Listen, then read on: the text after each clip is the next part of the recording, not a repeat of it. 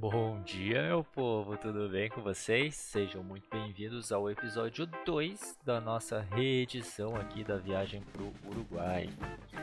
Então, continuando, nós estávamos no episódio anterior chegando em Colônia del Sacramento com aquele visual incrível daquela estrada forrada de árvores de ambos os lados que vocês estão vendo mais um pouquinho aí. E agora, como eu falei lá, Colônia foi uma das nossas... Na verdade, eu acho que foi a nossa cidade favorita ali no Uruguai. Então, vamos falar um pouquinho dela. Confere o vídeo.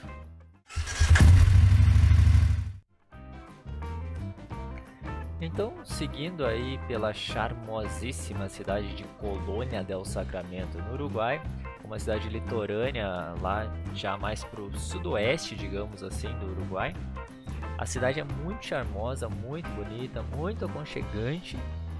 Você consegue ver, inclusive, pelas imagens como são mais ou menos as ruas, os pavimentos lá, as construções.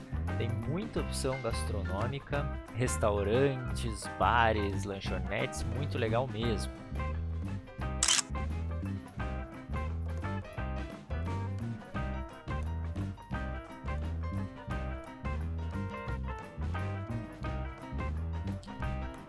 E é em Colônia que tem a famosa Rua dos Suspiros, ou a Calle de los Suspiros, né? Desculpa, eu não falo espanhol, mas enfim, deu para entender. O mais legal dessa rua, que ela é toda histórica, se eu não me engano, inclusive ela foi patrimônio mundial pela Unesco em 95. Muito bacana, vale a visita. E o que deixa ela mais legal ainda é que existem muitas lendas sobre ela, que diziam que por ali que passavam os condenados à morte, que iam para o fuzilamento, ali que ficavam as casas de prostituição e por isso o nome, né, da Rua dos Suspiros. Enfim, tem muitas lendas e vale a visita lá. É bem bacana, bem bonita, bem rústica a rua. E é em Colônia também que você consegue visitar o famoso forte, o farol, passar pela orla, além de poder acompanhar um pôr do sol fabuloso, inesquecível. E na realidade a gente iniciou vendo o começo aí do pôr do sol pelo forte, quando estava se aproximando mesmo do horário, a gente foi para o porto, então nós tivemos duas imagens bem bacanas do pôr do sol. E enquanto vocês vão acompanhando algumas belas imagens aí de Colônia, alguns breves esclarecimentos, e eu vou tirar algumas dúvidas que o pessoal perguntou bastante. Eles sempre perguntam com relação ao colete refletivo, se é obrigatório ou não é. Nós também ficamos muito na dúvida, mas por ser um item barato, que não ocupa espaço e que na verdade aumentaria a nossa visibilidade, a nossa segurança, a gente optou por utilizar. E a gente viu que se vocês tivessem dois na moto, teoricamente só a garupa precisaria, então elas estavam utilizando sempre o colete dentro do Uruguai para evitar problema, né? Outra coisa com relação à documentação, foi bem tranquilo, já falei um pouquinho quando a gente passou na aduana, mas para brasileiros, a sua identidade, desde que ela seja recente, no mínimo de 10 anos, você consegue entrar sem nenhum problema. Mas você precisa de um seguro para o seu veículo, é um seguro para terceiros, que é a carta verde, que deve ser feito, não é muito caro, depende da quantidade de dias que você vai ficar. E lá foi onde a gente conseguiu assistir esse pôr do sol que eu já havia comentado com vocês, né? Esse pôr do sol acho que foi o mais bonito que a gente viu em toda a Mais Viagem, e se duvidar, um dos mais bonitos que a gente já viu, hein? Que foi lá no porto de Colônia del Sacramento. Muito legal. E enquanto a gente esperava a nossa janta com esse visual indescritível até, né? A gente conversou bastante sobre o jantar ali, sobre o Uruguai, porque na verdade tinha sido o nosso primeiro dia ali, a gente trouxe algumas impressões que no decorrer do vídeo eu vou trazer para vocês também. Mas assim, via de regra, um país que a hospedagem e alimentação é muito cara. E falando em hospedagem, já vou deixar aqui onde a gente ficou, lá em Colônia, um residencial.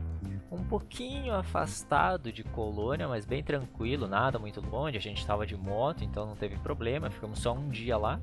E acredito que um dia foi suficiente. Se a gente tivesse um segundo ia ser legal, ia dar para conhecer mais coisa, mas a cidade não é muito grande. E outra coisa que a gente se assustou, além do preço da alimentação em especial, o combustível, né? O combustível bem mais caro. Teoricamente um combustível melhor, mas na minha moto eu não percebi muita diferença. O Gustavo até percebeu um pouquinho na dele, por ser talvez uma 4 cilindros. Mas na minha eu não sei se justificaria o valor diferente.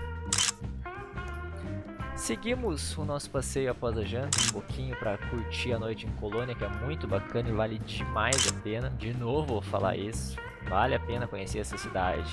Nós resolvemos não passar para a Argentina utilizando as balsas, ou o buquebus ou algum outro transporte. Pelo custo a gente achou caro, mais de R$600 ali para levar a gente as motos, né, por casal.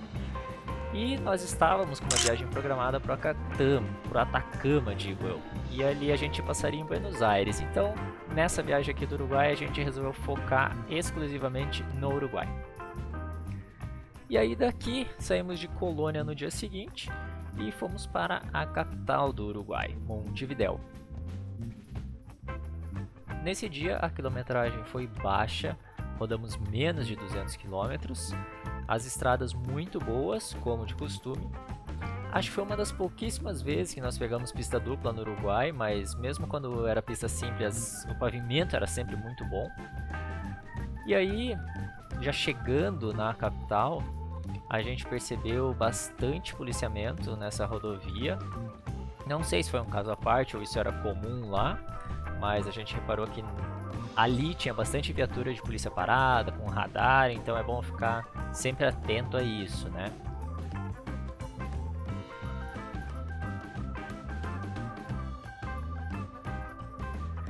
E chegando em Montevidéu, já conseguimos perceber um pouquinho do trânsito, né, das cidades grandes. Então, a gente já percebeu que estávamos chegando realmente na capital. Deu para perceber bastante que aumentou bastante o movimento nas ruas. E também deu para perceber a questão da cidade, né? Uma cidade maior, uma estrutura maior, com prédios. Apesar que por quase todo o Uruguai, o que a gente reparou é que, assim, a impressão que dá é um país, digamos, o estado dele aparenta ser muito rico. Você vê que os prédios, as praças, as ruas são todos muito bem cuidados.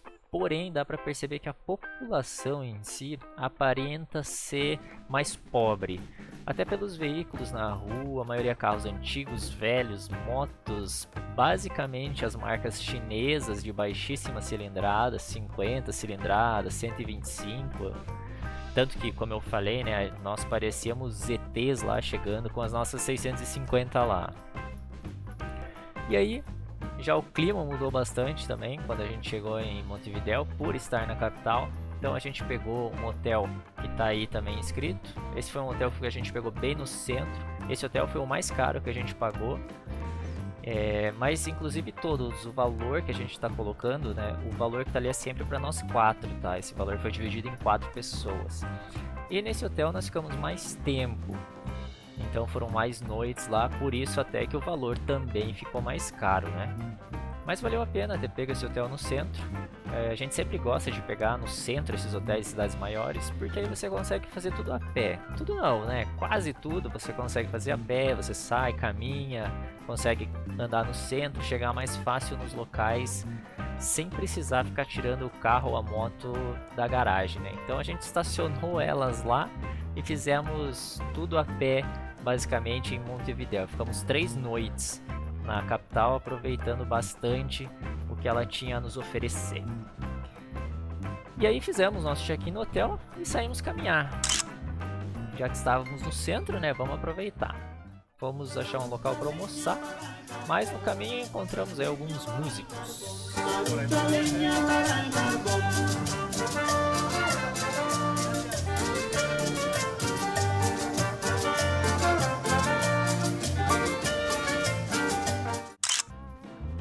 Passamos pela famosa catedral e fomos até o Mercado del Puerto experimentar as delícias que tem por lá. Inclusive uma delas, não sei se é tão deliciosa assim, mas é a tal da parrilla. Mas aí já de barriga cheia, continuamos nosso passeio, fomos até o famoso Teatro Solis, passamos também pela Plaza Independência, Lá tem inclusive o túmulo com as cinzas do Coronel Artigas, bem legal visitar essa praça. Essa praça inclusive era bem perto do hotel que a gente estava. Muito bonita, a cidade muito bem cuidada. E à noite também muito bacana, um espetáculo à parte, a gente se sentia bem seguro andando à noite na cidade.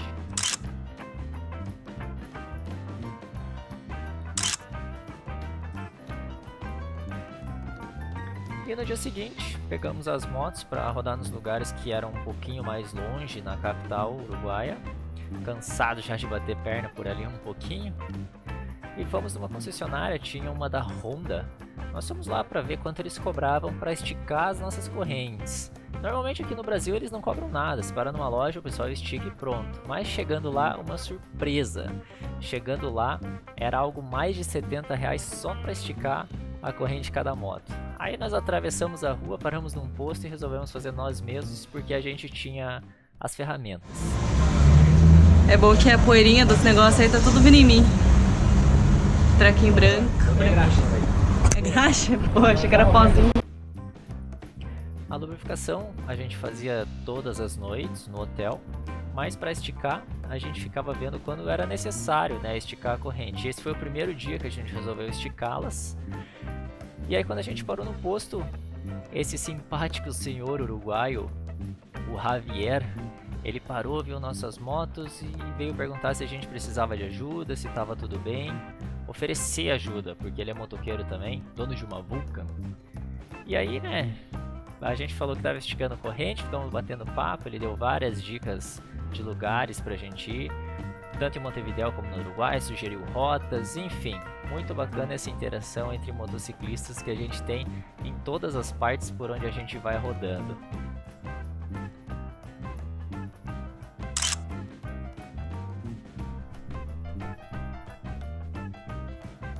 Seguimos caminho, passamos ali pelo Palácio Legislativo de Montevidéu, o centro do poder deles lá.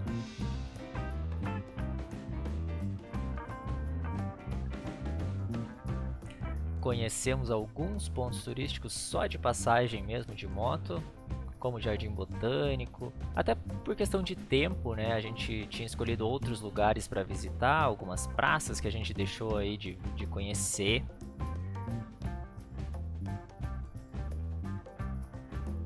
E resolvemos tocar direto pro tal do mercado agrícola. A gente queria almoçar lá, então vamos lá conhecer. Chegando lá, lembrou bastante, não sei se você que está assistindo conhece, mas lembrou o Mercado Municipal de Curitiba aqui. Bastante loja, assim, bastante tipo de produto, com uma aparente qualidade muito boa, mas como de hábito, a alimentação, como em todo o Uruguai, muito cara. E aí nesse a gente resolveu ir pelo certo e acabamos pegando uma espécie de um sanduíche aberto que eles vendem por lá, também tem aqui no Brasil. E uma curiosidade, no Uruguai eles não colocam sal nas comidas nos restaurantes. Se você quiser, você tem que pedir. E às vezes até o pessoal faz cara feia para te dar um saleiro. O brasileiro que é mais acostumado com sal. E aí tem um trechinho da gente comentando um pouquinho sobre essa questão do sal nos alimentos. O que você aprendeu mais aí da viagem do Uruguai até agora? Menos sal, mais vida. Esse é o que importa. Menos sal. Todo lugar é assim, comida bem sem sal para os brasileiros, pelo menos. Churrasco não tem sal. E vale dizer, não é que a comida não tem gosto, muito pelo contrário, eles temperam com muitas outras ervas e especiarias, né, para substituir o sal. Então a comida é bem saborosa. Claro que é diferente da culinária que a gente está acostumado aqui no Brasil, mas a comida é muito boa, apesar de cara. E aí seguimos o nosso rumo já de barriga cheia e a gente resolveu passar no Estádio Centenário, que foi palco da primeira Copa do Mundo em 1930. E a gente acabou dando sorte, porque eu acho até que o estádio estava fechado e de alguma maneira tinha uma porta aberta e a gente conseguiu entrar, sentar na arquibancada lá e ficar um pouquinho ali e ver como é que era. Eles estavam montando um palco, acho que ia ter algum show, alguma coisa do tipo ali no estádio. Então, na verdade, a gente acabou dando sorte de conseguir entrar para conseguir fazer umas imagens ali dentro.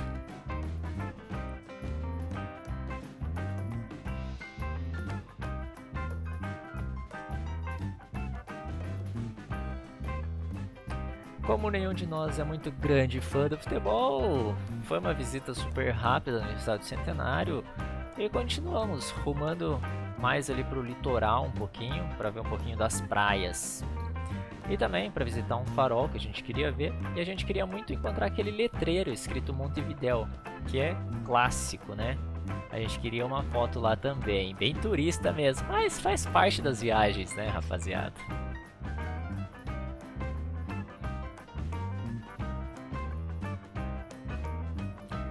E aí aproveitando que a gente está parado, aí é um semáforo, mas quando a gente entrou no Uruguai, claro, muda o idioma, ninguém fala espanhol, todo mundo só arranhando naquele portunhol, né? E tinha umas placas de preferencial para você dar a vez para a rua que estava na preferencial. E as placas lá estão escrito Ceda el Paso. E aí o seu Gustavo, muito perspicaz, viu a primeira placa dessa e falou: ó, tá escrito Ceda el Paso, então bora, acelera. Enfim, rendeu alguma risada essa questão do espanhol aí. E chegamos ao litoral mesmo, a parte de praias. Chegamos ao farol que a gente tinha ouvido falar que tinha lá. Conseguimos algumas fotos no farol. E também ali pelo farol encontramos uma, digamos assim, uma joia. Não sei nem que ano é isso aí. Mas aí continuamos rumo ao famoso letreiro de Montevidéu, beirando sempre o litoral deles. Inclusive, muito bonita essa região de Montevidéu. Até que avistamos o letreiro e fomos lá dar uma de turista mesmo. Porém, caso você não tenha percebido, esse vídeo ficou enorme já, ficou muito longo, então essa última parte da nossa viagem vai ficar para o terceiro episódio dessa reedição da viagem para o Uruguai. Lembrando mais uma vez, se inscreve no canal se você ainda não se inscreveu, deixa aquele joinha e eu aguardo vocês na terceira parte desse vídeo. Um grande abraço e falou!